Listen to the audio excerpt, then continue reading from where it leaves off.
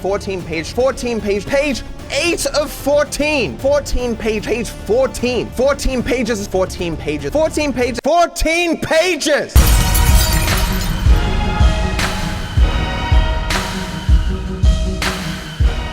There is a spaghetti shitstorm that has been brewing on YouTube, the crux of which has been a problem on the site for years. Two popular YouTubers have recently taken to a war of words, and having delved into the relevant videos and get this, 14-page document that was released, I'm going to give a summary of the issues at hand and why friendships on YouTube are doomed if we keep going the way we do. Just a quick note, I'm going to take my best effort to be completely unbiased, which means depending on who you side with, I'll be criticizing your favorite YouTubers. So if you have any strong opinions and want to rip me a new one in the comments, here's a deal for you. Like and subscribe and I'll respond to your comments. So what's the sitch? DarkViper tweeted out on February 7th, 2022 his opinions on React channels, claiming they exploit content creators and profit off of the labours of more deserving creators. We've got to have money. The view itself stems from an issue with the integrity of channels, primarily based on reaction content. The point being that React channels steal the chance for smaller channels to have natural exposure through impressions, as they are instead filled by React videos, which are low tier and use other creators' videos without consent and maximising profit. He would name drop Charlie and others with some harsh words to say the least. The sacred Jedi text! DarkViper made a 14-page document detailing his issues with React channels, calling them the exploiter class and monsters. I'm going to attempt to summate the points made in this document, but it should be taken with a pinch of salt. I am still trying to understand the scope of YouTube and healthy content myself, but I am also trying to use this as a learning opportunity, as should you, the viewer. Online entertainment content, before even being uploaded, requires a specific amount of time to make. Depending on the scope of the content, it could take 5 hours to make, edit and upload, or it could take 50 hours. Once uploaded to whatever website, the aim is to get people to view this content. A point made here is that success has a moderate relationship with how much effort was put into the content. Depending on what your definition of success is, you can agree or disagree with this, and even then, the amount of effort will be seen as a lot to some and maybe not as much to others. The issue here is it will always be subjective, something we cannot quantify indefinitely. Mr. Beast puts a lot of money and production in his videos, making stellar content that is not only capable of starting movements, but be genuinely entertaining as well. Interpreting ironic humor, however, the lower production videos can also be seen as successful, the joke and reason for the popularity being the low effort put in. Reasoning for this can be an emotional throwback to early YouTube, where the passion for making something funny or thought-provoking was valued over a high production value video. An example of this is Fairburn Films, one of the funniest channels on the platform, and look at their videos. Oi, Yeah. when you went, Yeah. did you get... Yeah, Oh good, and when you did that... Yes. Simple cut to different camera shots, minimal or over enthusiasm in every line delivered. What are you drinking? Just drinking some bleach. You can't drink bleach. I can. And it is hilarious.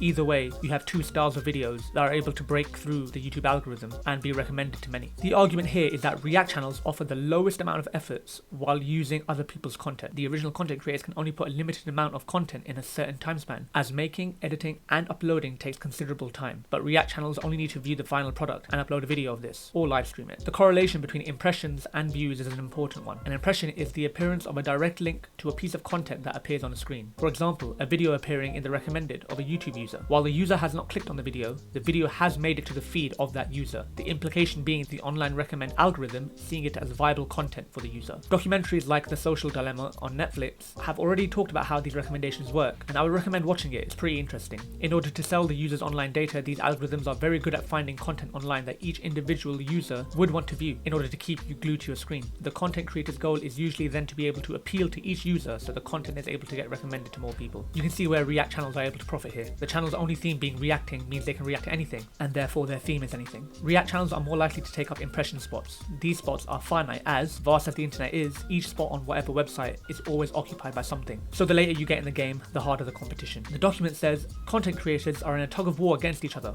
ultimately attempting to gain enough of these limited eyeballs to sustain themselves in their career. You can argue that if YouTube today was to delete every video except those from one channel, everyone's recommended would be filled with that channel's videos. The exposure would be 100% that channel. Then as new creators upload, the percentage would shift depending on how the algorithm perceives the new content. Here is the main point being made in this document, by my interpretation. Big YouTube channels that have morphed into React content channels have essentially retained a large audience through subscribers and casual viewers. Any channel with a few million subs have already cemented themselves financially through ads, merchandising, and sponsorships. They already have more viewers than smaller channels that produce original content. These big React channels, instead of making the content they used to make, now just have gotten lazy by uploading a video with their face cam attached to other creators' original content. With minimal addition in quality, quality, and because their audience is bigger than the originals, walking away heavily profiting. The subjective quality here will be how much that reaction ups quality of content. Is the reaction actually funny? Or in the worst case, is it so boring that viewers tune out the reactor and therefore just end up watching the original content, but on this reactor's channel? I don't get it. The React channel being so similar to the original video, it is likely that the impressions will meet the same audience as the original, taking the place in the recommended of the original video. DarkViper's argument here is that the exposure gained from being on a React channel is minimal compared to what they could have gained if they had just been given the impression spot in the first place. React channels take potential viewers away from original content creators because they are subscribed to a channel that has found an otherwise obscure video and created a location where you can see the latest hot content, albeit with the reactor occasionally breaking up the video. A distinction to be made is between these channels and commentary and review channels, who provide an outlook on the content with the aim to be able to educate and provide context, so it cannot be labelled as a rip-off of the original. However, aside from the strong points made in this video and in this document, there are some analogies and barbs that need to be called into question.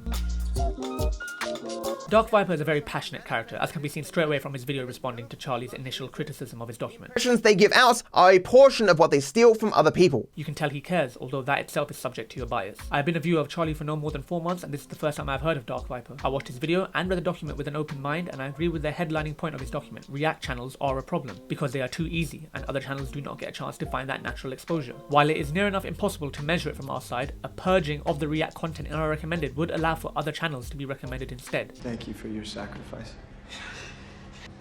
Bless be. CPM.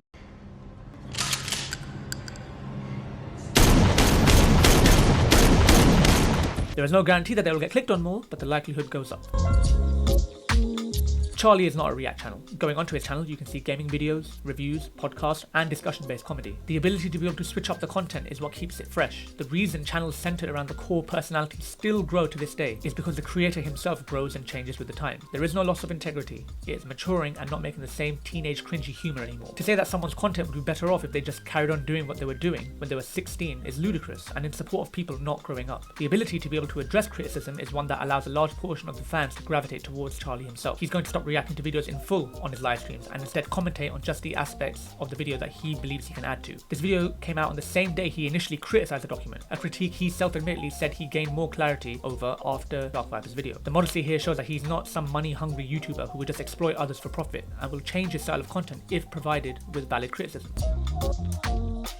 I am not the biggest fan of traditional React content if it wasn't obvious already. Whenever I do React content, it is usually to my own videos that have not been published or cut down clips or channels as big as mine, all the while trying to add some kind of comedic aspect to it. Online content creators who provide this amazing content hold a lot of power to sway audiences enough to be able to start movements more than they realize. You can have one person get millions of people to contribute to planting trees and cleaning oceans, and you can blame others for a shift of stupid 10-year-olds. My point is, words are powerful. Words are, in my not so humble opinion, our most inexhaustible source of magic, capable of both inflicting injury and remedying it. I would very much like to believe that this beef is not for views. If another movement starts in 2022 to call out React channels, I would be glad for it. The heartbreaking thing is that we are reduced to pot shots and insults in order to get our point across. I don't know a lot about the law here, but I'm led to believe that Cr1TiKaL and DarkViper were well acquainted at one point, and that kind of relationship has been muddied because someone wants to do the right thing for creators, but went and made an enemy who was lumped in with the sect of YouTubers he doesn't really belong in. We have seen that there are YouTubers where you can make the case and say they are misguided, who will change to be better. Did you really have to release a document with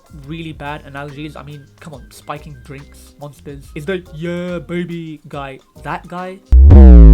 Don't do analogies, just say your point, say it simply. The matter at hand is too sensitive and too important for it to bring two decent people to blows. While DarkViper raises many good points, the reason this will be forgotten, unfortunately, is because he paints himself as such a villain, smacking his hand down like he's Hitler or something. By pausing it, everyone sit and steal from the again, harkening back to the idea that that was the analogy. You know that people won't actually read it.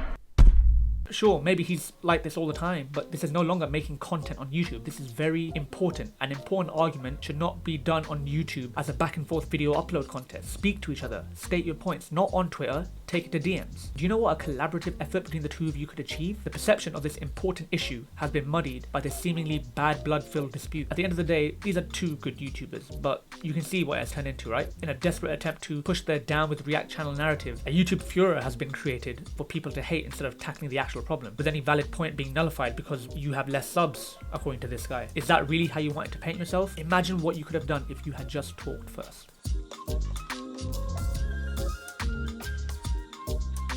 quick update. As and when editing this video, Dark Viper has released a video giving his views on the response video that Charlie made. So at this point, a document's been released. Charlie reacted to that.